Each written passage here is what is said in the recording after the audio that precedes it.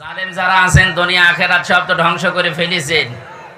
আপনি কিন্তু হামজার মামলার আসামি না, যদিও জামাত ইসলামের শ্রদ্ধাভাজন আমির ডাক্তার শফিকুর রহমান ঘোষণা গত পরশুদিন দিয়েছে, আমরা কারো উপরে জুলুম করব না। কিন্তু জুলুমের শিকার আমার যে ভাই বোনেরা এই 17 বছর হয়েছে, যাদের দ্বারা হয়েছে তাদের কাউকে আমরা ছাড়বো না।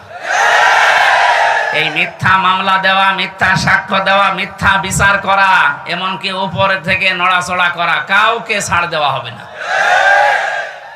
সাতক্ষীরার ওই সমস্ত জালেমদেরকে আজ আমি আহ্বান জানাচ্ছি, কই আপনারা মাইক কেড়ে নিতেন, আজকে কেড়ে নিন তো। মাইক দিয়ে দিলাম, কেড়ে নিন।